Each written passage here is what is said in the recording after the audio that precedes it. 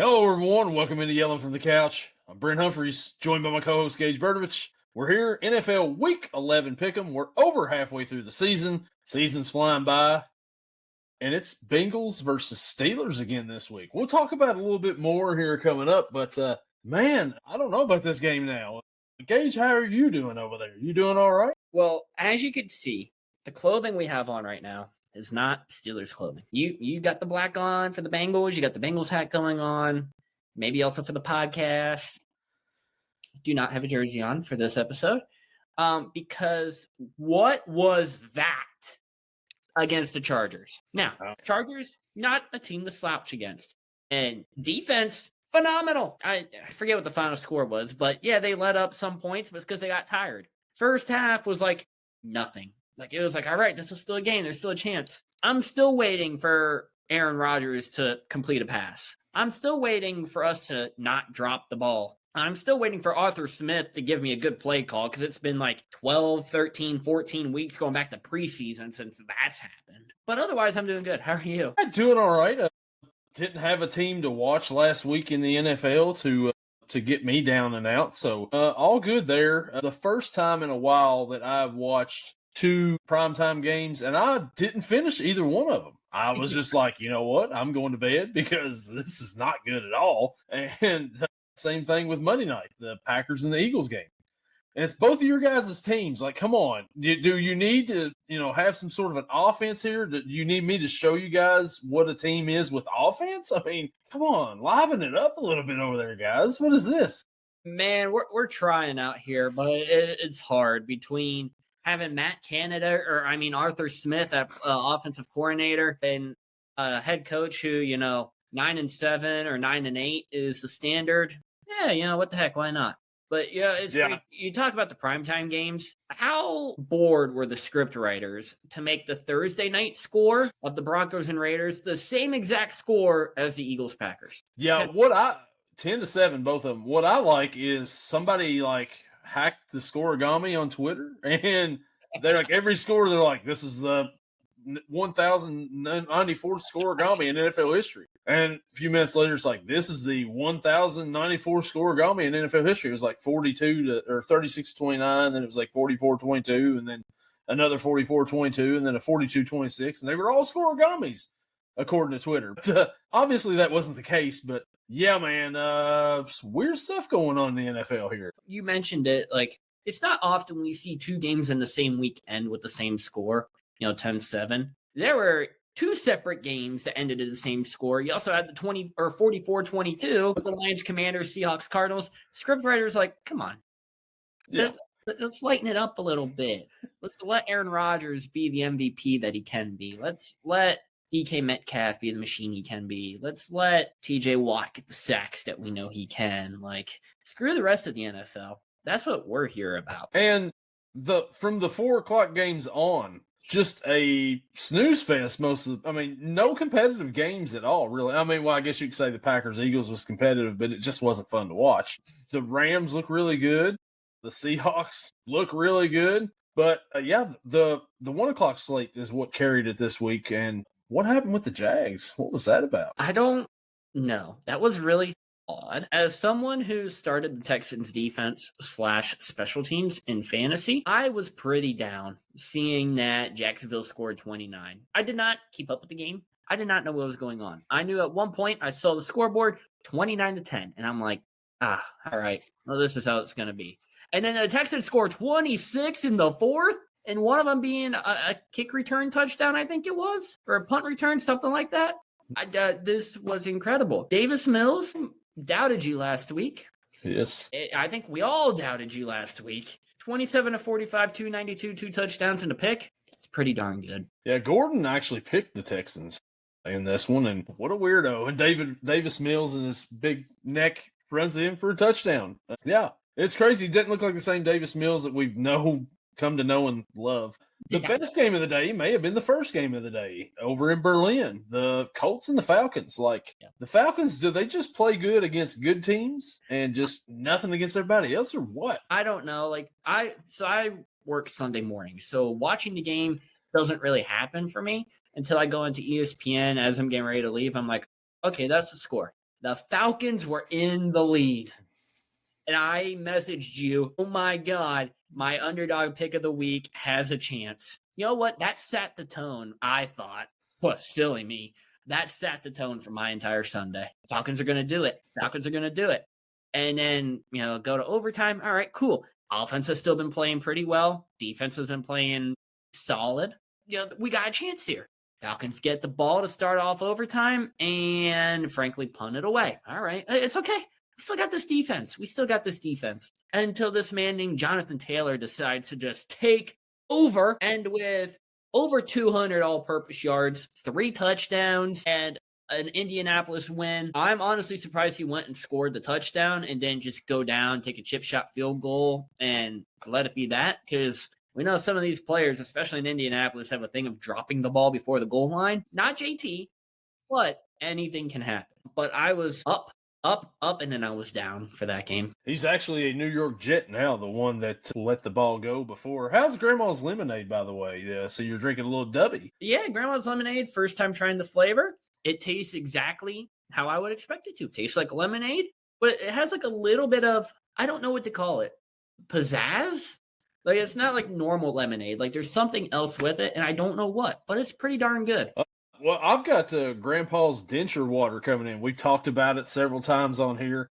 So I can't wait for that to come in, and I'll probably test it out here live on the air when I do get it. So I'll be the first one, to try it here and give a little my review on it. But go to w.gg, use our promo code YELLING, and save 10% at checkout. Be W, be better. You know what I mean? And I'm excited. I got Chef's Choice coming in, so I don't know what the flavor is. Low-key kind of hoping it's not Grandpa's denture water because you got that going. I'm scared to try that because who tastes denture water is like, yes, that's awesome. So they must have some very good faith in it. I'm looking forward to hearing your review on it. Yeah, it may change my life. I don't know. We'll find out, I guess, and see. But, but man, so Pittsburgh has a bad loss the other day. Not looking good. Rodgers, what? Like, are you still thinking about getting the Rodgers jersey, or have we backed off on that a little bit, or where are we at on this? Well, like I said, if he wins a playoff game, it doesn't matter. They could go 17-0 in the regular season. They could go 9-8. If the first playoff game is won, we're considering it. We might unbox it on recording here for everyone to see. So the Rodgers jersey, I don't know. We might get it. We might not. Playoff game is won. Unboxing is going to happen live on video here. The playoff game doesn't happen. Well, Rodgers, sorry, you're not getting any, cut of the jersey buying. But I'm sure it doesn't mind. He's already made his money. It was just a bad game. He looked like the 41-year-old quarterback that he is. But this is where I said, before the trade deadline, you got to get a number 2.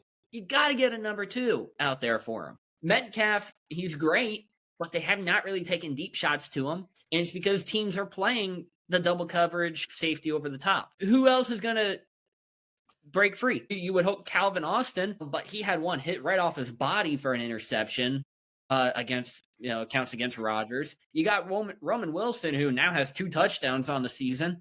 It was a garbage time touchdown, but he still has 2 touchdowns on the season. I don't know what is going on. I'm hoping that the defense this week can play like how they have now against Indianapolis and how they played against the Chargers. But it seems like ever since defensive-wise, the Steelers have rotated Jalen Ramsey up the safety. They got Kyle Duggar from the Patriots. No team has thrown it deep. No team has tried to take a deep shot against them. And I don't know why, but I think they're like, oh, God, they don't have Juan Thornhill anymore out there. Oh, God, they don't have Chuck Clark out there anymore. Well, all right, let's not throw it deep. But I also got to say, Juan Thornhill got released the other day from the Steelers. Chuck Clark came in against the Chargers when I believe his Joey Porter got hurt. Ramsey had to move back down to corner. Chuck Clark came in. How bad do you have to be for Chuck Clark to play over you, and then you get released from the team? Pretty bad. There's help on the way, though, back in that secondary. I hope, but they signed Asante Samuel Jr. Great move. I love that. He's not in football shape yet. How long is it going to take for him to get in football shape? How's he still feeling from his neck? He says that this is the healthiest he's felt, which is phenomenal. If that's the truth, oh my God, this is going to be great. But when's he going to play? How many weeks is it going to take? Is it going to be, obviously it's not going to be this week. He's still in the practice squad. They got to do some movement around. Is it going to be next week? Is it going to be in 4 weeks? Are they going to wait? Hopefully we make the playoffs, and then they're going to elevate him for it. I don't know.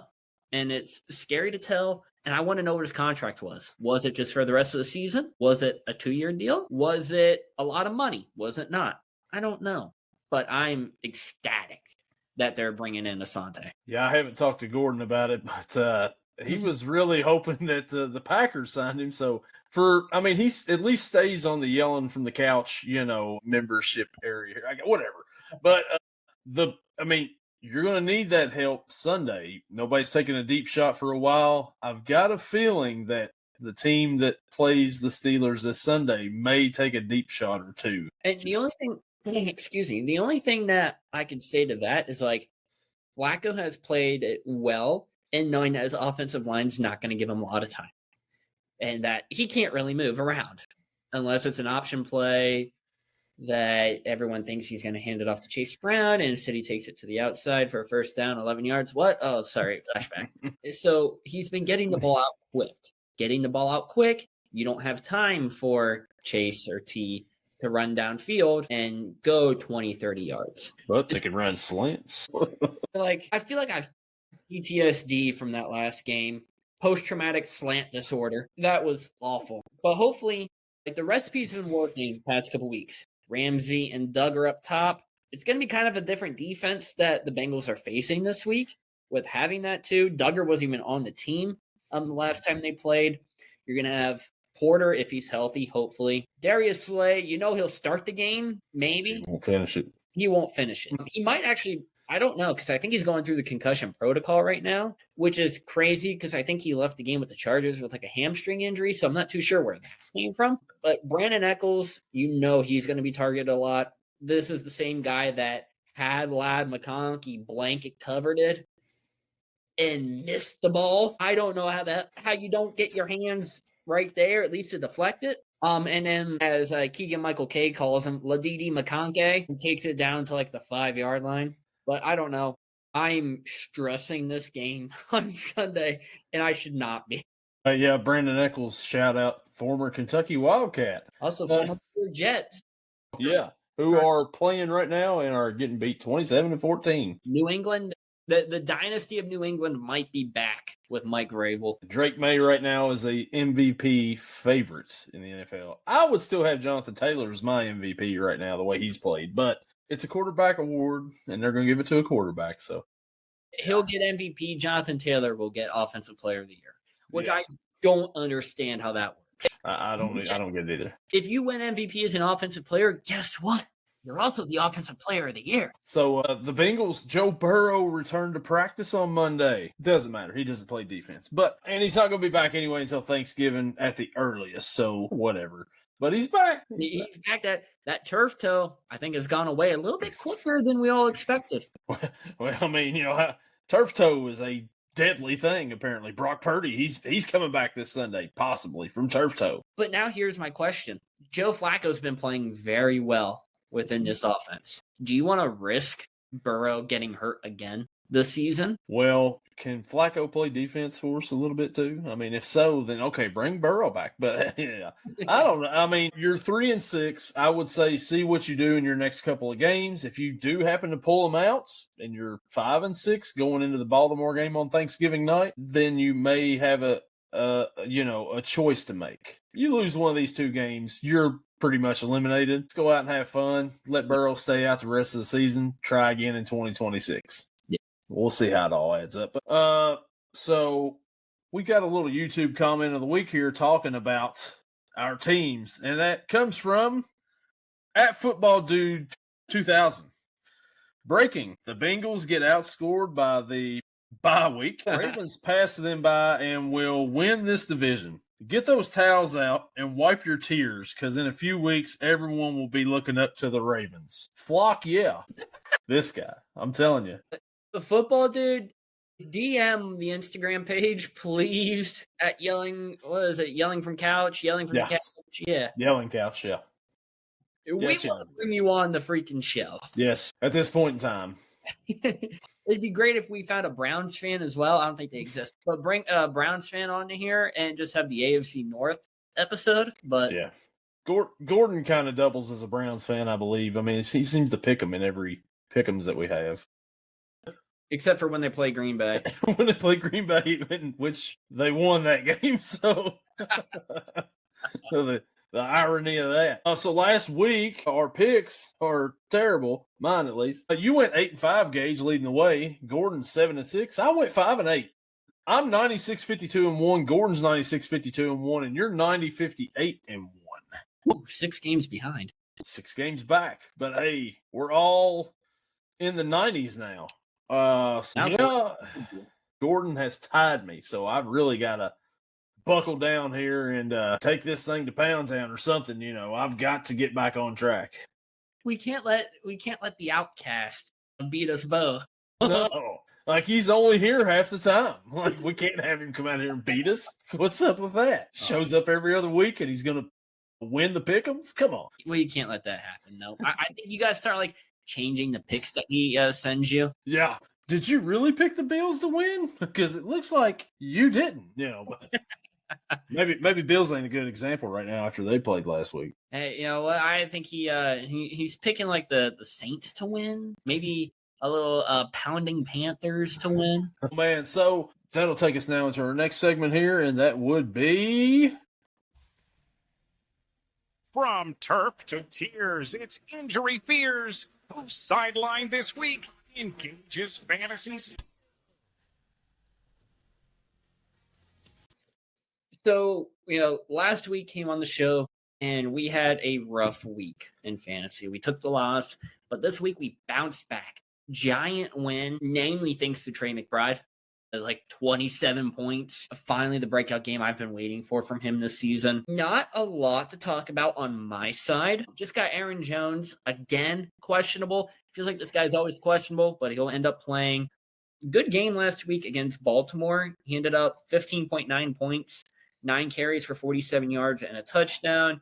He also added 3 catches for 44 yards and a touchdown. No, sorry, that's Chicago game line. 3 catches for 22 yards. Not a touchdown, unfortunately. That's it for my team. However, I do want to go over to my opponent's side because he has a lot of injuries. I also don't think he's playing, but he has a lot of injuries. He's also sitting at 5-5. I'm sitting at 5-5, but I'm projected to win 135.12 to 108.2. Namely because he has CJ Stroud starting. Out. Mm-hmm. James Conner starting. Been out. Drake London starting. Questionable. And then go to the bench. Joe Burrow. IR. Roma Dunze. Questionable. Austin Eckler. IR. Cam Scatabo. IR. He only has 2 healthy players on the bench. Caleb Johnson. Basically inactive. And then who's this guy? I don't even know. Oh, yeah. Jaden Higgins, wide receiver for Houston, who ironically had his best game last week. But yeah, that's his bench and his starting. Healthy-wise, I think he actually won last week because he had Christian McCaffrey starting, who incredible game out of McCaffrey. Okay, sorry, 2 weeks ago, he won the 34.3 points from McCaffrey. Still got 17.6 last week. I'm not going to bother going back into the scores and see last week's scores, but I'm going... my full team, Lamar, Aaron Jones, Kamani Vidal, who's due for a bad game, by the way, because he's gone good game, bad game, good game, bad game, good game. He's on track for a 2-pointer. CeeDee Lamb, Amon-Ra, Trey McBride, Tedera McMillan, who I'm thinking about dropping. The Texans defense / special teams, and Chase McLaughlin. I'm going against Christian McCaffrey, Jackson Smith and Jigba, Jalen Waddle, TJ Hawkinson, the Broncos defense, and Chris Boswell. That's a hard team to go against. We're even without, a number 2 running back, quarterback, and potentially a wideout one. So it's who's injured on Gage's opponent's fantasy team this week is what the segment should be renamed. This week, yes, because I'll say it. I know he's not watching because he hates me. Devin, your team sucks. You need to play, my friend. There's people out there for you to pick up. Hell, Travion Henderson's out there right now. I may have put in a waiver claim to bring him back. Patriots fans, listen, I don't know if there's any Patriots fans that watch, listen, stream us anywhere that you get your podcast, but I dropped Travion after the Week 9 game against Atlanta. I believe it was. It might have even been before the Week 9 game. I'll say it was before the Week 9 game because it helps my point. 12.7, 28, 32.3. This man has scored 5 touchdowns since I've dropped him. He scored 1 in the entire time that I had him. So, you're welcome. You're welcome, New England fans. But so on my fantasy team last week, I was going against a young man named Jonathan Taylor. Who had 49 points, I got beat. I lost by 11. I had a good week, but I still lost by 11 because Jonathan Taylor. This week, the running back I'm going against, Travion Henderson. I'm already down 32-0. So that is awesome. Well, the good part, if you want to look at it, glass half full, he only has 8 players now to play between Sunday and Monday and not 9. That's true. 32 points is a lot already. It's like you're going to have a heck of a comeback. Our boys can do it, though. Hey, CD Lamb, we know he can go for 40, 50. Lamar's going against the Browns.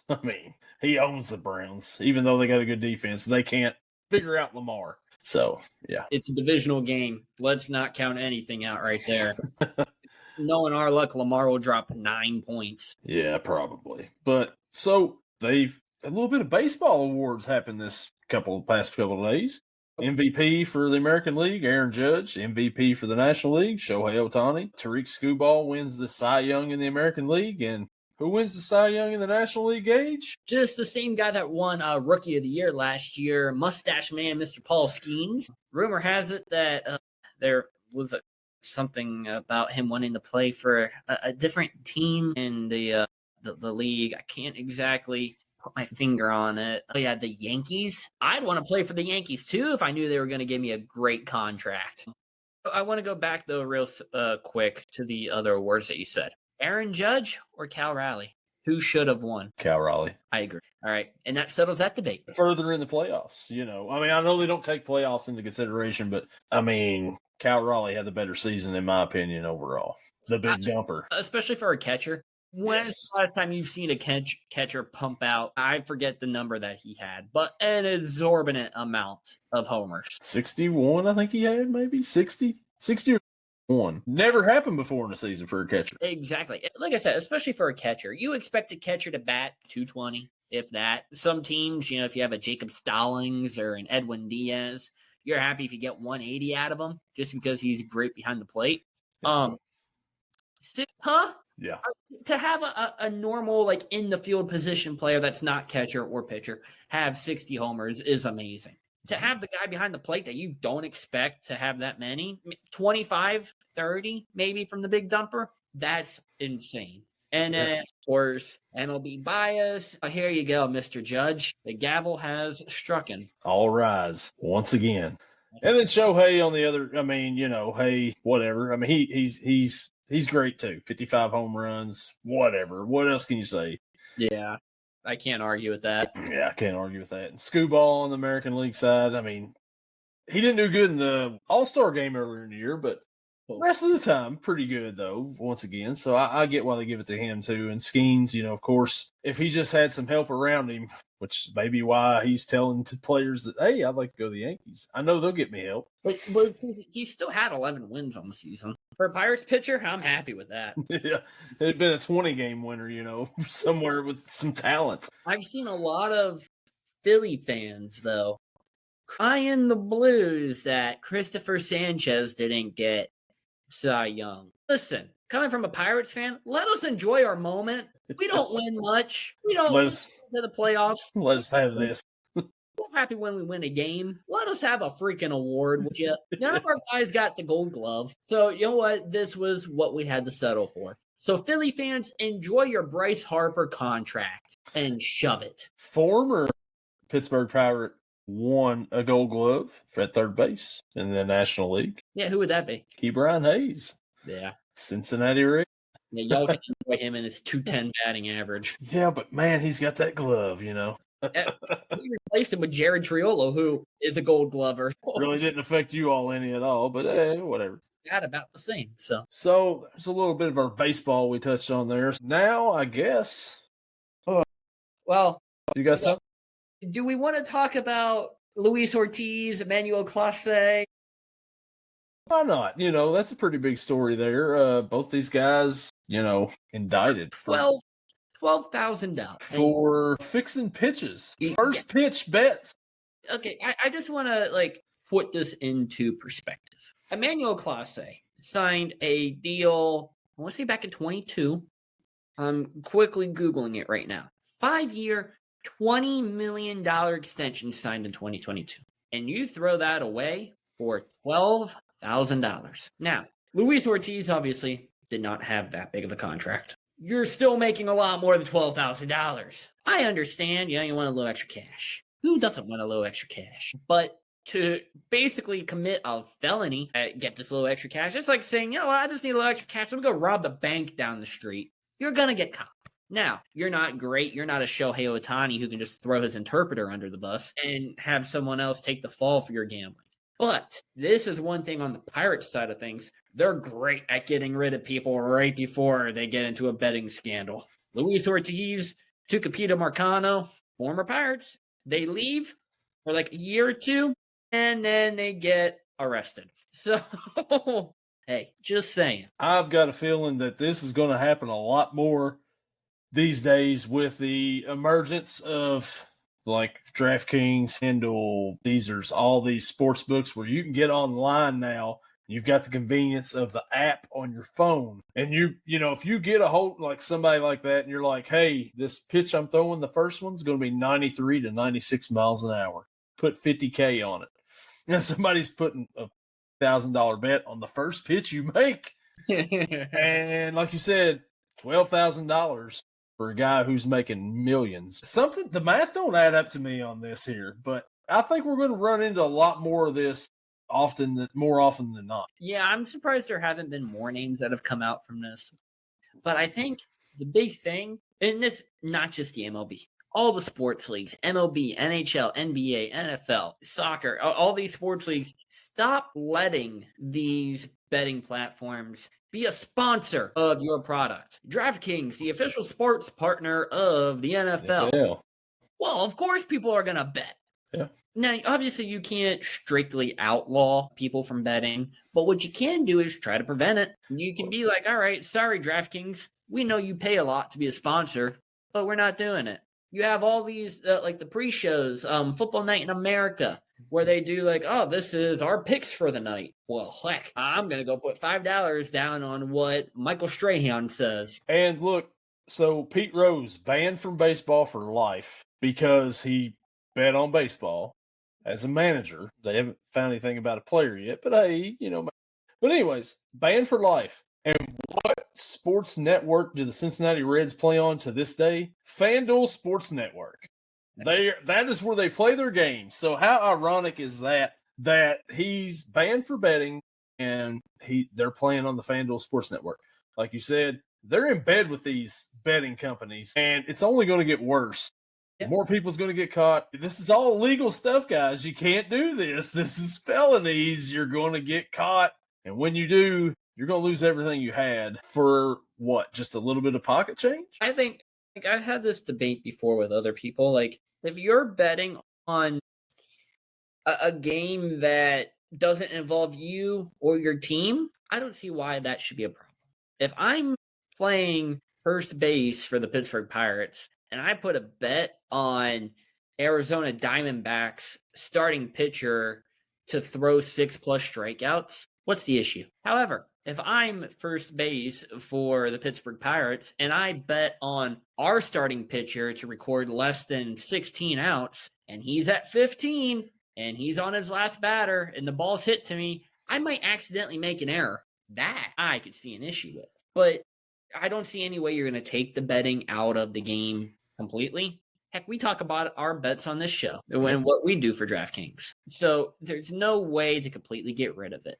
But people, use your head. There's a paper trail now. Yeah. These things get flagged when you make such a big bet. They'll be like, they just bet $50,000 on a first pitch. We may want to look into this. And then they do. And then all of a sudden you're getting arrested at JFK Airport on your way back to the Dominican Republic.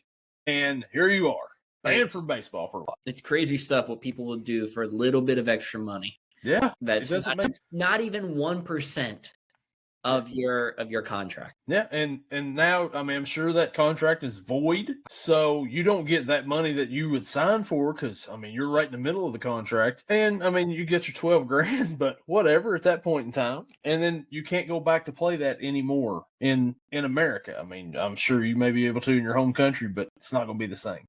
No. And if they know you've already bet on games, who's to say you're not betting on Dominican Republican winter ball games, you know? And, man. I'm just reading quickly through Clase's contract. This is Google AI. Take it for a grain of salt. Impact of the gambling investigation. Risk to guaranteed money. The $6 million salary for 2026 is guaranteed, but MLB could potentially void it. They're going to void it. They're going to void it, definitely, yeah. Yeah, like, come on. They've got calls. Impact on option years. The $10 million club options for 27 and 28 could also be forfeited.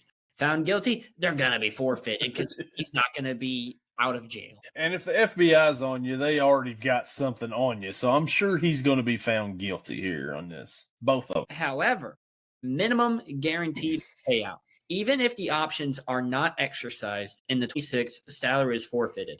He's still guaranteed the $2 million buyouts for the 27 and 28 option years. So he'll get at least $4 million out of this. Uncertainty, the final outcome of the investigation obviously will determine how much of the contract Cleveland is obligated. What a crazy story. Yeah. That you got those people pleading not guilty. If we go back over to the NFL, something that happened last week that we didn't talk about, Antonio Brown pleading not guilty to murder. Yeah. Attempted murder, whatever it was.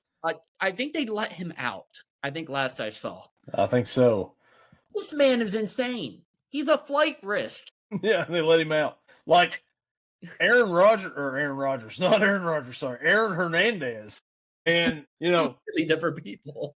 Attempted, yeah, I really screwed that one up there. But Aaron Hernandez and Antonio Brown, both attempted murders, possible murders, I guess you could say. I guess maybe one of them. One of them's a murder. One of them's attempted murder. But who's Tom Brady throwing passes to back in the day? You know what I mean? Like, what was the criteria for that? I don't know, but it's also just looking at it, I can't believe he's already 37. 7 hours ago from Fox News, former NFL star Antonio Brown was released from a Miami-Dade County jail after being granted bond on attempted murder charge. Granted a $1,000 bond. I'm sure he went, here's my checkbook. Placed under house arrest and ordered to wear an ankle monitor. Brown hugged his lawyer after leaving the jail. He then stopped by a food truck stationed outside the jail exit and told reporters, quote, God is great. That's very Antonio Brown. CTESPN, baby. I want to know what the food truck had. What was so good that he was like, first stop out of jail, food truck? I don't know. I guess if you've had that jail food for 2 or 3 days, you're like, man, food truck right there. Got to get it. Got to get me a corn dog. Shout out that food truck, though, for being very smart for parking at the court. Exactly. You know, you walk out of there and people's like, man, this sucked. I've been in court all day. I'm hungry. What can I... Looky here. Food truck right here. Miami, probably like maybe a taco food truck. Probably. I mean, I see a lot of food trucks that are tacos around here, but I mean, I thought that was prevalent everywhere, but it may just be a here kind of thing. And I don't know why I keep going to corn dogs and funnel cakes and stuff. It's not the fair. It's not one of them food trucks, I'm sure. Food truck, maybe it is. Maybe it is a carnival food truck, and Antonio Brown got him a funnel cake and a deep fried Oreo or something. I don't know. You never know. It wouldn't surprise me.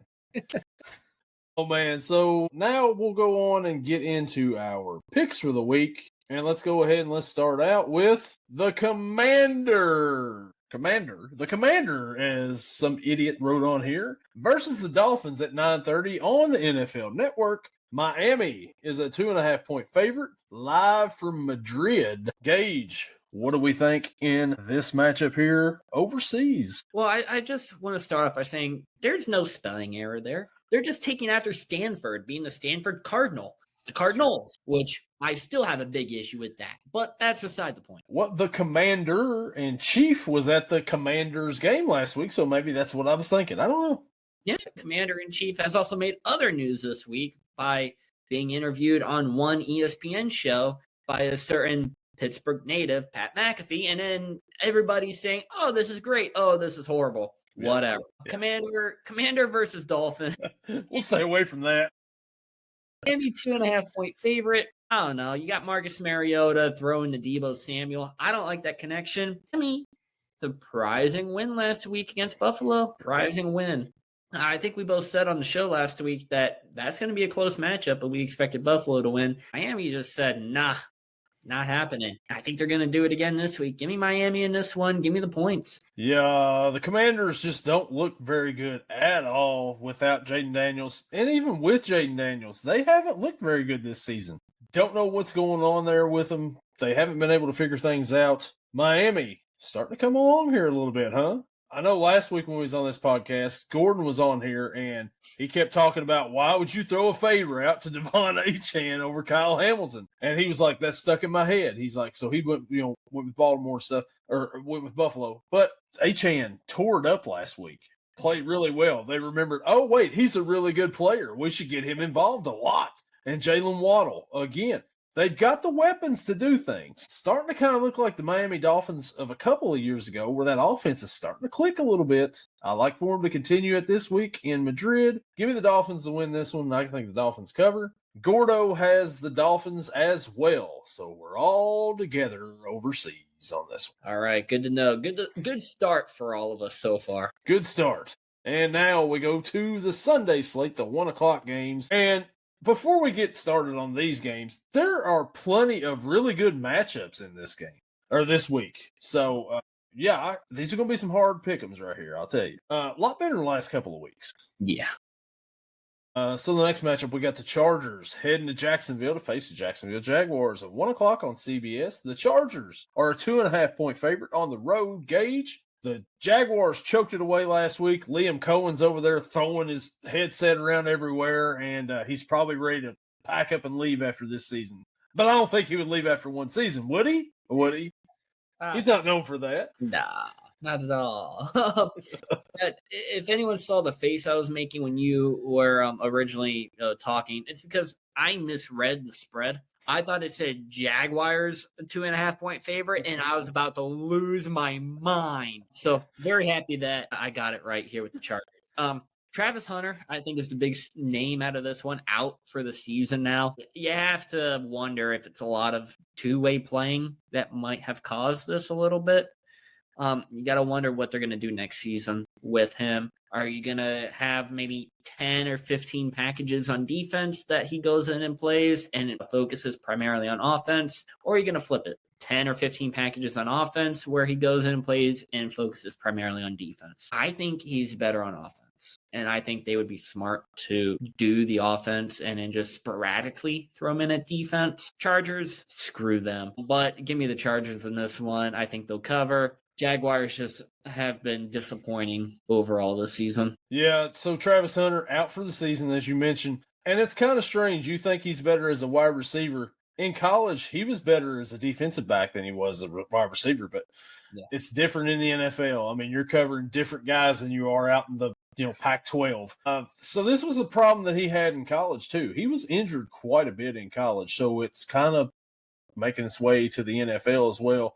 You've got to pick a spot where you want him at. I agree with you. You just got to figure that out. He's not going to be able to play every down. That's just not going to happen, especially not in the NFL. We've said that from day one here. Somebody's got to eventually realize that and just let him play one position and go with that. And it's fun to see a guy play two, both ways, but it just doesn't work, and it won't work long term. The Chargers and the Jaguars, disappointing as can be. Trevor Lawrence, is he the guy? Does him and Liam Cohen even get along? Doesn't seem like it. You've got Brian Thomas Jr. over there. Once again, they can't get with him, I don't guess. I mean, Mac Jones found him quite a bit last year. Looked really good. You blow that game to Houston and Davis Mills. I mean, that's not a good look for Jacksonville. I think their streak continues here. They're losing skid. Give me the Chargers in this one. The Chargers, not much to say about last week's game. I really can't say a whole lot about it because I didn't watch much of it because it was just one of them games. But I think the Chargers go in. I think the Chargers win against Jacksonville. And Gordon also has the Chargers winning as well. Our next matchup, we got another 1 o'clock matchup. We got the Tampa Bay Buccaneers traveling to Buffalo to face the Buffalo Bills. Buffalo is a 5.5-point favorite at home. Gage, after that whatever performance they had last week against the Dolphins, can they bounce back at home this week? I'm expecting this to be a good game. I think 5.5 is quite a bit. I think the only reason it's 5.5 is because it's in Buffalo. Last week, Tampa Bay, on the other hand, losing 28-23 against a very good Patriots team. Baker, though, looking great.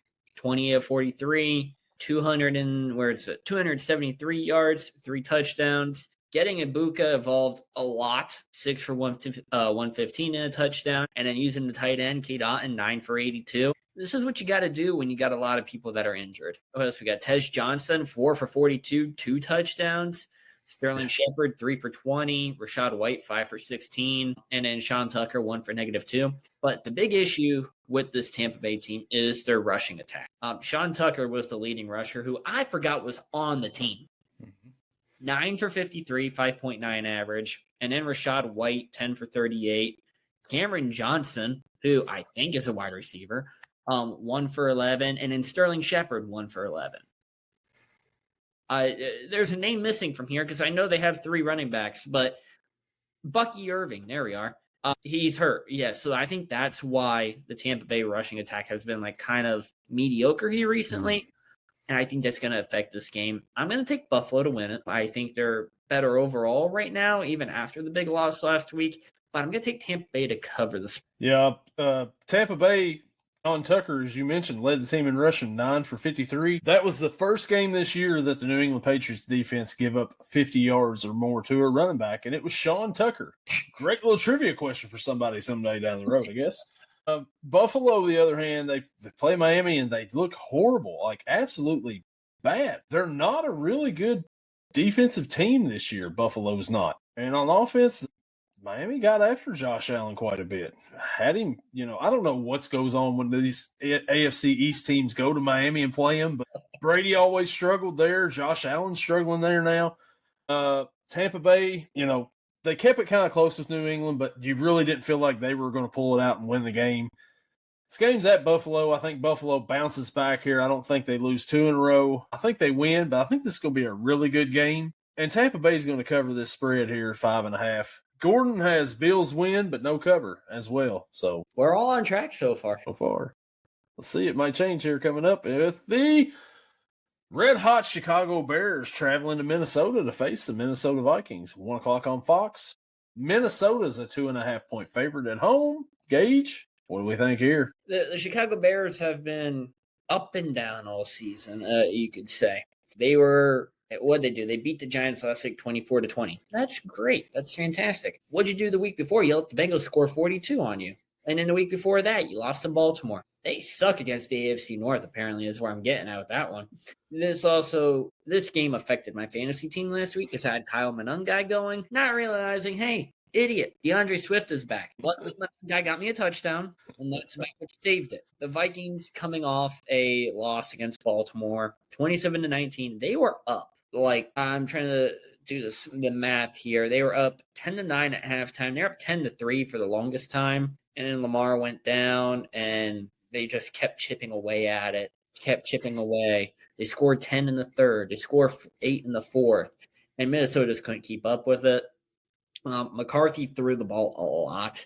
20 of 42, 248, 1 touchdown, 2 picks.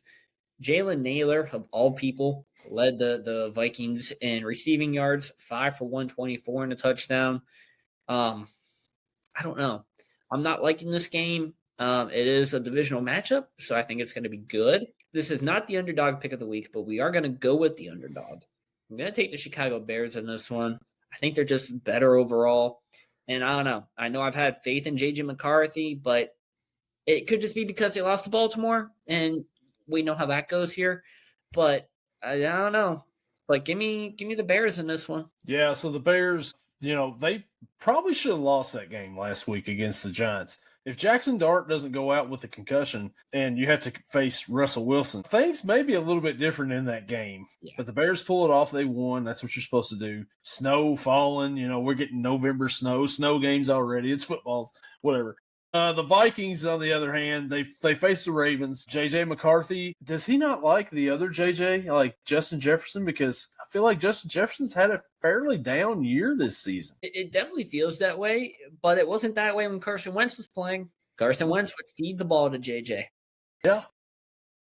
It might just be that JJ doesn't like JJ, and we can only have one JJ on this team. That's what I was thinking. He's like, this town's not big enough for two JJs, so I'm the one with the ball all the time. So it's me, Aaron Jones. Here you go. So I think that, yeah, AJ's fine, but no JJ. But I'm gonna go here with the home team because it's a divisional game. It's gonna be a close game. It's one of those toss-up games here, but the tie goes to the home team in this scenario. So I'm going to go Minnesota. I don't feel good about it. I don't think either one of these teams are really that great to begin with. But, I mean, somebody's probably making the playoffs out of one of these two teams, to be honest with you. And Gordon has the Vikings in this one as well. Gage on the island. Right. The next matchup, the Houston Texans and Davis Mills and his long neck travel to Nashville to face the Tennessee Titans. 1 o'clock on Fox. Houston is a 5.5-point favorite on the road. Gage, what's up with this one? I would love to go back through all the games that Davis Mills has started in the NFL to see if he's ever been favored. 5.5. That's a high spread. Yeah, he might be favored, 1.5 or something because there's a team equally as bad. But 5.5 for long neck money Mills, I'm not too sure out here. If this wasn't the Titans, I would not be starting the Texans defense and special teams in fantasy. I would not have faith in them. However, who has faith in the Titans this year? Nobody. So Texans, Davis Mills, another good game out of them, hopefully before, the fourth quarter. But give me the Texans in this one, and I'm going to take them to cover. Yeah, this game is in Nashville, so the Titans, coming off of a bye week last week, should be refreshed and ready to go and ready to play. And they're going to come out here. You've got Cam Ward, and no, it's not happening. Give me the Texans in this one. I think the Texans win this. Nico Collins has had a really good past couple of games, and that Texans defense wasn't really that great last week, as we talked about quite a bit. But when they needed to, they stepped up and played really good. Got a defensive touchdown at the end. Sheldon Rankins got a touchdown when it really didn't matter, but hey, it happened. I like the Texans in this one. I like the Texans to cover this spread. Yeah, I know. It's weird that they're covering a spread with Davis Mills. Gordo also has Texans win and covering. That's just how bad the Tennessee Titans are this season. And probably, I don't know, Ever. the last couple of seasons. And I will say, in defense of the Texans defense, there were a couple times where their offense put them in a horrible situation and gave the Jacksonville a short field to work with, so they were already back. Yeah, that's always tough there when the offense doesn't help you out. And with Davis Mills back there quarterbacking, you're probably going to run into those scenarios sometimes. But it's probably not going to happen this Sunday because it is the Titans. So our next 1 o'clock matchup, an NFC South matchup. The Carolina Panthers travel to Atlanta to face the Atlanta Falcons at 1 o'clock on Fox. Atlanta is a 3.5-point favorite at home. Gage, the last time these two teams met, Carolina shut them out 30-0. Will we see more of the same, or will Atlanta get revenge? So we had a segment on the show last week. The Panthers taking the Saints to a certain town, and the Saints just said, nah, we're going to play good football. Tyler Shuck is not going to be Tyler Sucks. We're going to come out here and just beat the Panthers. And that's what they did, and they made me look like a stupid idiot with that whole segment. Panthers, never again. I've had too much faith in you guys this season. I have picked you guys too many times this season. You might have, 30-0'd the Falcons last game. Falcons are going to come out this game and drop 50 on your head. Give me the Falcons and give me the points. Yeah, the Falcons, they should have won that game last Sunday in Berlin. Definitely should have. Yeah. But, hey, Jonathan Taylor, you still got to, tackle that guy or something. I mean, you can't just let him get in the scrum and get it loose. Yeah. Bad things happen. Penix, Drake London, that combination's working out really well lately. Bijan, my fantasy running back, I mean, they've pretty much thrown him off to the side since Buffalo, but whatever. That's neither here nor there. Carolina, what are you guys doing? 7 points against the Saints? We have to eat our words. Tyler Suck. I mean, he come out and he proved us wrong for sure last week. I mean, decent. So, I'm going to go with the Falcons in this one too. I think the Falcons win, and I think that they cover that spread. Gordon has the Falcons winning at home too, and we're only like separating on like one so far. And I do want to give Bryce Young and the Panthers a little bit of advice. You have two guys on your offense. One guy is a running back. His name's Rico Dowdle. Don't forget about him. And then this rookie wide receiver named Teteroa McMillan. Don't forget about this guy. This guy was projected to go over 1,000 yards this season. At this rate, that ain't happening.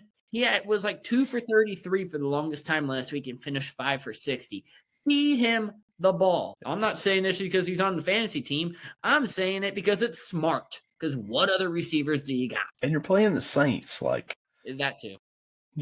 But yeah, I think Falcons get their revenge for them this week. Nothing's not happening this time. The next matchup we've got the Green Bay Packers traveling to Jersey to face the New York Giants. 1 o'clock on Fox. Green Bay is a 7.5-point favorite. Gage, what are we thinking here? Green Bay's been kind of struggling lately. They've been struggling. Anybody who sees my facial reaction right now knows what's coming. So the Giants, they made an announcement. Jackson Dart is out for this week. They got good old famous Jameis in there. He is the funniest dude. He is the funniest dude ever. Press conference, he's out here singing. He's playing in the great state of New York. And That's a Hamilton reference, by the way. If you didn't know. I don't like the rest of the Giants team around him. Packers, last 2 weeks, they've been kind of struggling. If you watched last week's episode, you know exactly how much the Packers were struggling. I'm a specific Green Bay fan who joins us every other week. And last week, they go and get beat 10-7 in one of the most boring primetime games ever. I'm not too sure what was worse at that or the Broncos and Raiders from last Thursday, but it was boring. Yeah. So, with that all being said, famous Jameis, primed for a Giant debut. This is now his 4th team that he's making a start with. Each start he's had with each team has been pretty good. The Bucs, 2015, first start, 2 touchdowns, 2 interceptions, 210 yards, 48.5 completion percentage. Not great, but pretty good for, a first time. Yeah. Saints, 2021. 70% completion rate, 148 yards, 5 touchdowns. I want to go back and watch this game. How did this man throw 5 touchdowns and only 148 yards? And then the Browns in 2024, 3 touchdowns, no picks, 334 yards, 65.9 completion percentage. Underdog pick of the week. Give me the Giants and Jameis Winston to take down the Packers. It's at MetLife. Home field advantage as well for good old Jameis. So how bad has Russell Wilson fallen off that he comes in last week during the game when Jackson Dart has a concussion, and this week the Giants fired Brian Daboll, which was overdue, long overdue, we could say. Yes. And then they're like, they named Jameis the starting quarterback this week. Russ is done. I mean, he has nothing left to give. Give it up, retire, go on somewhere else, do something else. The Packers, horrible last week. Awful the past couple of weeks. Very inconsistent. This team right here's offense really seemed to, only get going when they play Dallas, who doesn't really have a defense. And they haven't looked good on offense for most of the season, especially the last few weeks. Defensively, yeah, still pretty good defensively. Jameis Winston, I think he's going to play really good in this game. I think he's going to keep it really close. I think the Giants actually cover this spread. But Jameis throws a late pick in this one, and Green Bay seals it with a win. Give me the Packers in this one. Gordon also has the Packers, and he's got the Giants covered as well. So I think one thing also to kind of chat about with the Packers here, the Micah Parsons deal. There's been a little bit of more news coming out of that one. Mm-hmm. Have you ever heard of a poison pill trade? Never. Not until this past week. Not until this past week when it came out that there's a poison pill in here that blocks the Packers from trading Micah Parsons to any team in the NFC East. Yeah. If the Packers decide to trade Parsons to an NFC East rival, they would owe the Cowboys their 2028 first-round pick. However, on the other side, Green Bay included a poison pill in the deal that prevents Dallas from trading Kenny Clark to an NFC North team without giving up its 2028 first-rounder. So both teams kind of played this one smart. But my question is, what if they do it after 20? I'm assuming that it doesn't matter after that point in time. I guess not. I mean, obviously that's like 3 seasons away, but like it could just be, you know what, 28, like a Parsons, let's ship you off to Washington. Yeah, I was gonna say he's gonna be a Philadelphia Eagle in 3 years, probably. Oh God, please no. And it says any team. So what if Green Bay is like, hey Dallas, you want Micah Parsons?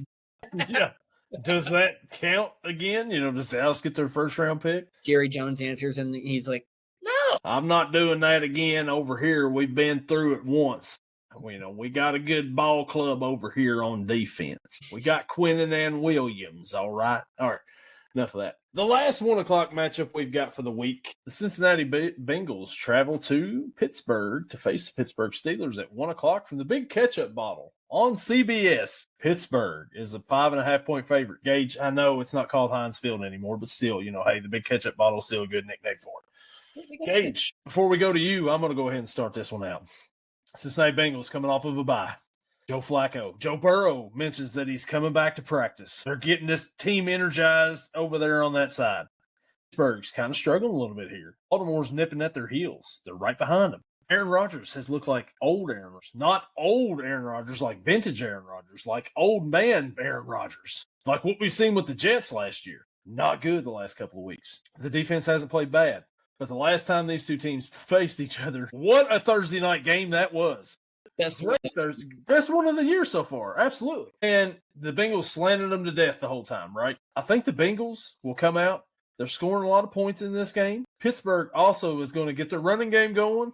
They're going to score a bunch of points. And you're going to get a little false hope for the rest of the season with Pittsburgh and their offense because they're playing the Bengals defense. And you're going to be like, man, where does this at all season? Like, well, it was there on that Thursday night. But I think that ultimately the Bengals will drop this game once again, as they have the last couple. It's going to be a high-scoring game. Give me Pittsburgh to win this one. Give me a Bengals cover because the defense for the Bengals is going to let them down one more time. Whoever has the ball last in this game wins, and I think Pittsburgh is going to be the one to get it, and Chris Boswell wins with a field goal at the end. Gage, what do you think about it? So it's kind of funny because I already had this planned in my head. So I guess we're going to do a little bit of a swap here. I said last week that I was picking against Pittsburgh because, one, I'm going to get a win somewhere. I would rather go 1-1 instead of 0-2. And I went 1-1. So it was pretty nice, kind of. Pittsburgh coming into this, they know they need to win if they want any chance of staying atop the AFC North. We haven't gotten to the game yet, but Baltimore and Cleveland. Baltimore, football dude, you're right. They have a chance of climbing back up here.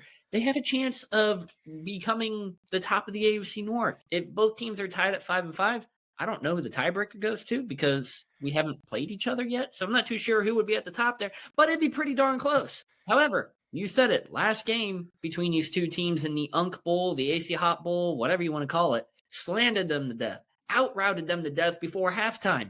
It's a little bit of a different defense. You got Joey Porter, Darius Slay, maybe, Brandon Eccles, back at the safeties. You got, Jalen Ramsey. You got Kyle Duggar. Teams have not been able to go deep on these two. Don't know why, but they haven't. Asante Samuel Jr., they signed him. Definitely not playing this week, but it's still there. You still hope, right? Kind of, maybe. And we know resident Bengals fan right here has told us how bad the Bengals defense has been all season long.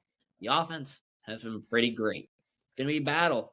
Cincinnati's great offense versus the past 2 weeks, Pittsburgh's great defense that's been going on. I think Cincinnati's offense is going to prevail because I don't think Pittsburgh's offense can keep up with them. I'm going to go with Cincinnati in this one, and obviously with that, they cover the points. I hate to tell you how much that hurts to say, but again, we're going 1-1 somewhere here. Yeah, somebody's getting a win on this podcast. Somebody's getting a win in person. So whatever. Gordon also has Pittsburgh in this one. This happened last week. Both of you took Pittsburgh, and we ended up losing. I hate the majority going for Pittsburgh because we never win when we're expected to win. 5.5 points, this will probably be a 1-point game. I think that I have went with Pittsburgh every week on this podcast, but maybe one so far. So you're the issue. Gotcha. So I don't know what that says about anything. It says you're 500 with the Steelers. The next matchup we've got, and boy, this one on paper looks to be a great matchup. The Seattle Seahawks travel to LA to face the LA Rams at 4:05 on Fox. The Rams are a 3.5-point favorite. Gage, this is the beginning of the round robin, or actually a continuation of the round robin of the NFC West teams. They're playing each other 2 weeks in a row. Who you like in this one? These two are obviously the best two teams out there. Yeah, this game's going to be phenomenal. I have no doubts about it. I'm surprised the Rams are the favorite. Again, I think it just comes to it's at the Rams, so I think that's why. If it was at Seattle, I'm sure Seattle would be the favorite. You have two future Hall of Famers connecting with each other, Matt Stafford, Devontae Adams, and they've been looking great the past few weeks. You also throw in a little bit of Puka Nacua. You throw in a little bit of Kyron Williams, even Blake Corum. He's been starting to touch the ball a lot more and look pretty good while doing it. Defensive-wise, the Rams have one of the underrated defenses, I believe, in the league, but they're going to have to go up against the Seattle offense that the final score last week wasn't nearly as close against Arizona as it should have been. 44-22. It was, I think I messaged you. I took a nap before the start of the Seattle-Arizona game. I woke up with 5 minutes left. It was 35-0. And they ended up only scoring, what's that equal out to? 9 points. Yeah. The rest of the game. They had 2 fumble recovery touchdowns defensive wise. So Seattle with the 2 defensive touchdowns, both by DeMarcus Lawrence, that really helped out. If it wasn't for that team would have been a lot closer. The one thing that I said last week was I expected them to get Rashid Shaheed involved a lot, and they did not do that. 1 catch for 3 yards.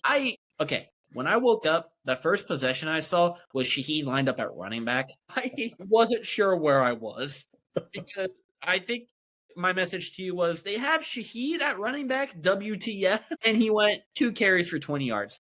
Maybe that's working. Maybe they got to do that a little bit more. I don't like that for fantasy purpose-wise, but I'm going to go with the favorite in this one.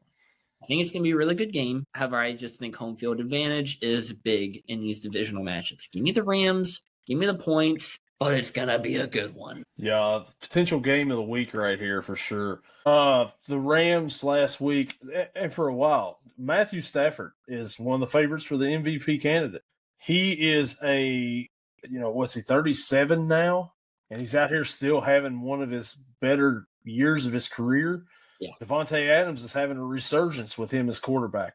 Puka Nacua, when he's out on the field, catches everything. He's one of those that doesn't stay healthy. That defense, too, they played really good so far this year. I mean, a lot better lately. Seattle got up 35-0. JSN goes over 1,000 yards for the season already in week 10. How ridiculous is that? Talking about MVP, people who should be talked about for MVP, I would throw him in that category too.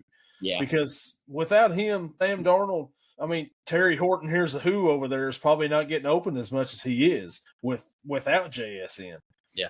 That offense looks a whole lot better when he's out there, and there's somebody that catches everything too and just seems to get open all the time.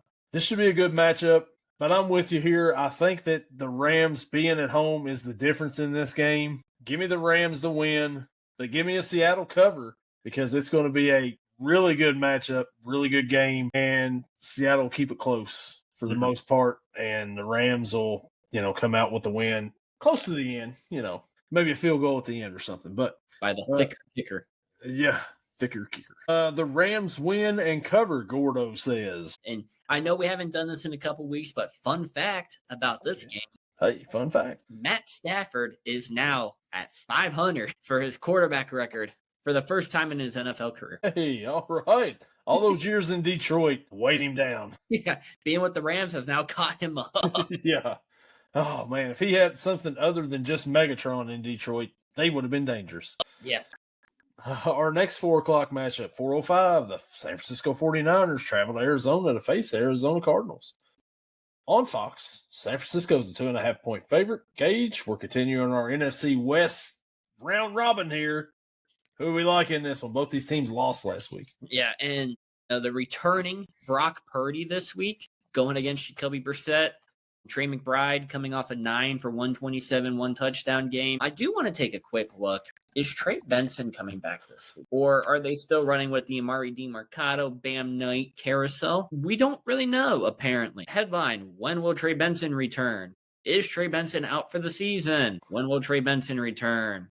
So no one knows is the answer to my question. So I'm rolling with he's not playing and that the running back carousel will continue in Arizona. 49ers getting back Brock Purdy. Purdy's been out for a while. That little turf toe, we know, very deadly, very effective. How rusty is he going to be? Is it going to affect him? Is it going to affect his mobility out there? It's against the Cardinals defense who, they're there. There's definitely 11 players on the field. Yeah, warm bodies. Yeah. Not great. Brock Purdy to Juwan Jennings is a connection I'm looking forward to seeing again. Juwan Jennings lit it up last season when Ayuk and Samuel weren't there. He's been lighting it up right now a little bit without Ricky Pearsall, without Ayuk. Christian McCaffrey, obviously the key to this game. They get McCaffrey going, they're going to win. They don't get McCaffrey going, Arizona hones in on him. It's going to be looking at a closer game. I will go with the favorite here. Give me the Niners in this one. I think they cover. I think it's going to be about a field goal game. So the Niners, Ricky Pearsall is returned to practice this past Wednesday, so he may be back as well. But a key loss for San Francisco last week was the guy that replaced Fred Warner, Bethune. Yeah. He went down.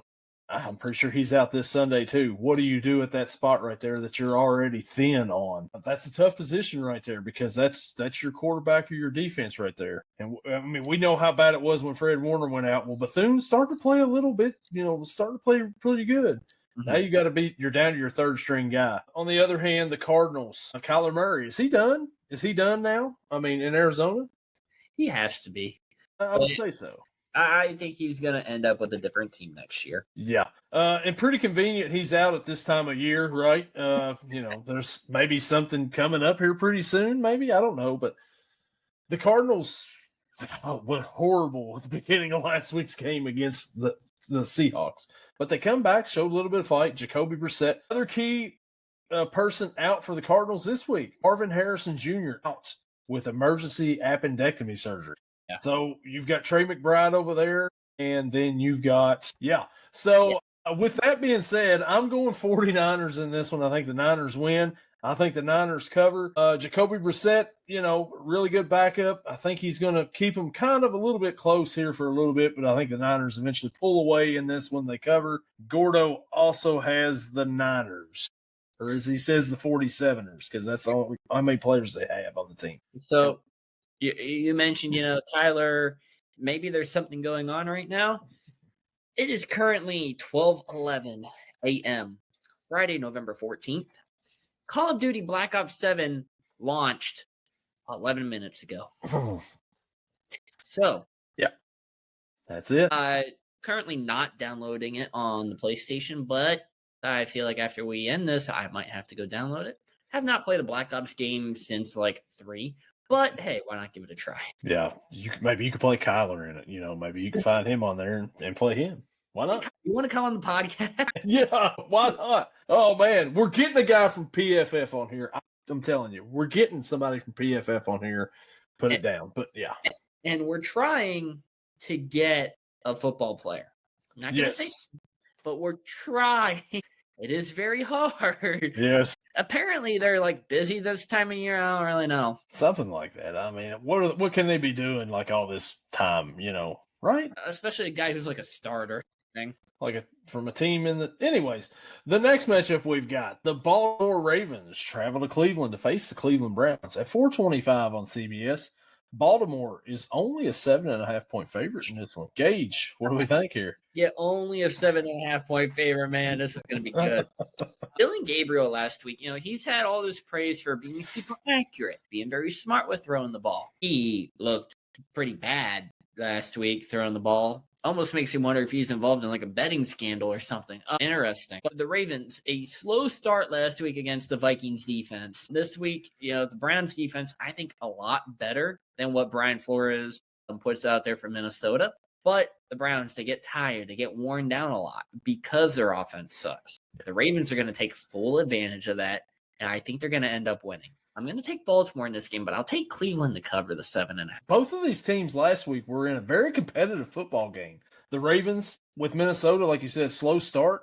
Got it going a little bit. They still haven't got Derrick Henry going for whatever reason this year. But Lamar's back on track. He's looking like Lamar. The defense is starting to pick up and starting to play better. And I'm getting sick to my stomach just thinking about it because I can't stand. Anyways, the Browns, on the other hand, with the Jets, what are you guys doing? At home, we all went with the Browns last week. These two teams have played already this season. The Ravens beat them like 41-17 or whatever it was, 41-10. I can't remember what it was. That was when Flacco was the quarterback back then. You got Dylan Gabriel now. Maybe the script writers are making him not be so good. That way they can put in a certain other quarterback in Cleveland. It's about time, huh? Shedeur Sanders, maybe? Oh, Shedeur. I was thinking Deshaun, but okay.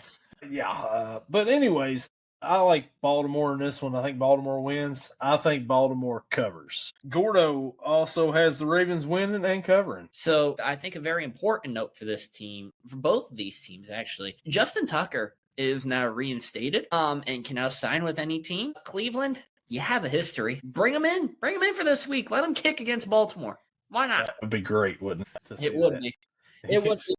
Here we are on Friday now. No news has come out. Some tells me Tucker may not get a job until someone gets hurt. Couldn't you see it now? They signed Justin Tucker. He comes out. It's in the fourth quarter. Justin Tucker out to attempt a 58-yard field goal against his former team.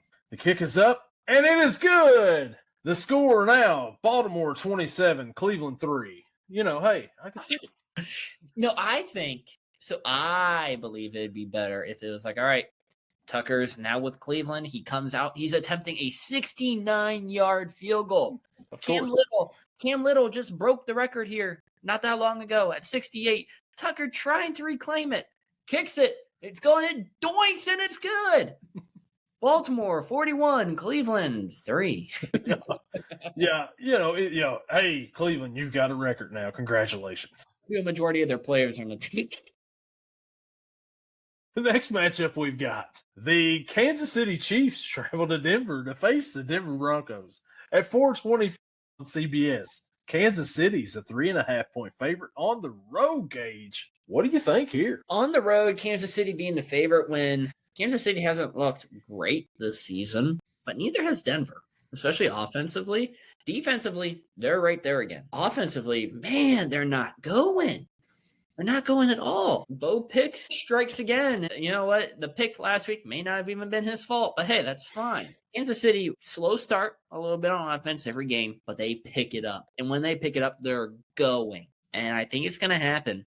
I'm going to go with Kansas City. I'm going to take them to cover. I don't like doing that because it's Kansas City, but that's what we're going to do. If Denver has any shot of taking over the AFC West and winning it, you could kind of put the dagger in Kansas City this week with a win at home. Mile High Stadium. The defense has played really great. Like we thought. We thought the defense was going to be good. We also thought Bo Nix was going to be really good this year, and he just hasn't done it yet. Really don't have much of a running game right now. I mean, Dobbins is back there, and you got R.J. Harvey, but offensively, man, you got Cortland Sutton and not much else really out there. Troy Franklin's really had a pretty decent sophomore season. Yeah. And then Kansas City, they got everybody back now, just about, right? Rashee Rice is back. He's catching passes. You got Hollywood Brown, Xavier Worthy, Kelsey. Their defense is good, too. Yeah. So it's kind of like which offense is going to win this game right here. I would say Kansas City, but I'm going to go with an upset here. Give me the home dogs in this one. Give me Denver to win and stick a knife in Kansas City's playoff hopes. Go. Let's ride, I guess, whatever it is. Broncos win. Gordo has the Chiefs win and a cover. All right, so you're on the island here. On the island in this one. And I hope I'm right because the Chiefs. We head to our Sunday night matchup now, and it's the Detroit Lions traveling to Philly to face the Philadelphia Eagles at 8:20 on NBC. Philly is a 2.5-point favorite at home. Gage, what do we think here? Philly's, high-powered, high-flying right now. Yeah, so Dan Campbell took over the offensive play calling for the Lions last week against Washington. I think it's going to stay like that. 44 points against Washington. Obviously, not that good of a defense, but you still put up 44 points in an NFL game. That's pretty impressive. The Eagles, they're struggling. I believe one quote from a certain player during a Twitch stream was, "Ha, if you have me in fantasy, drop me. Ha ha." And that player might be A.J. Brown. I think there's still frustrations going on. They're not letting it be shown. But there's definitely some unhappiness happening within that Eagles team. I think Lions offense is great. Lions defense isn't horrible. They're sufficing. They're not nearly as injury plugged as they were last year, which is great. I don't know. Eagles being favored here surprises me. Prime time. It's time for Jared Goff to let everyone know exactly who he is this year. I almost said he's not going to do it, but I think he will. Give me Detroit in this one. They're going to upset Philly, and obviously with that, they come. It kind of scares me here a little bit, Gage. Dan Campbell taking over for play calling, as you mentioned. Out there wearing the glasses. I mean, that just doesn't fit Dan Campbell, does it? The glasses and stuff. I mean, that's not him at all, doesn't look like. But played really well. The best they've looked on offense, well, maybe not the best this season, but one of the better games they've had this season on offense. Yeah. Defense, you got Hutchinson back from last year. He's starting to get a little healthier here, playing a little bit better. You're not having all the injuries on that side of the ball, which helps out a lot. Philadelphia got a really good defense over there on that side. On offense, I mean, you got Saquon, you got A.J. Brown, you got the Slim Reaper out there, and you're only putting up 10 points. I mean, you're winning games, but it's not fun. And nobody wants to sit and watch a Philadelphia Eagles game. From last year to this year, it's just been a drop-off big time offensively for Philly. With that being said, I'm going to roll with the Lions in this one. I think the Lions get the win on the road. Give me the Lions to win. Give me the Lions to cover because they're the road dog, Jesse James. There's my one for the episode. And that is Gordon also has the Lions in this one. Surprise, he's picking the division rival to get that one. So, and we head to Monday night, which should be, with all the slate of games we've got, we're finishing off with the Dallas Cowboys traveling to Vegas to face the LV Raiders. 8:15 on ABC, ESPN, unless you're on YouTube TV and you got to stream it somewhere on YouTube probably to watch. The Dallas Cowboys are a 3.5-point favorite. Gage, what do we think here? 3.5-point spread against the Raiders. Interesting. I'm going to go with the Cowboys in this one. Not much to say. Is Geno playing this week? We ended last week, and then news came out that Geno had a quad contusion after the game. So looking it up real quick, it looks like he's playing. Genty will be playing too. So that's good. They should have a full slate of players, and it's not going to matter. Dallas is going to come in. They're going to win by 2 touchdowns, I would say. Give me Dallas. Give me the cover. Yeah, I've got Dallas in this one too. Dallas's offense is great. They put up a lot of points. I think the Raiders are also going to put up a little bit of points in this game too. Not because of the Raiders offense, because of the Dallas defense. This is going to be a high-scoring game. I don't know what the over-under is on this one, but I'd probably take the over on this game. But give me the Cowboys to win. I think they cover the spread, though. Gordon also has the Cowboys winning by 20. Yeah, he thinks it's a big win for the Cowboys, so yeah. The over-under for this game is only 49.5. Hammer the over. Cowboys may get close to that on their own. Dallas, according to ESPN Analytics, which take it as you will, Dallas is a 58.6% chance of winning. 41.0% to the Raiders, and then whatever the rest of the percentage is to a tie. That's what we need. Another tie. Why not?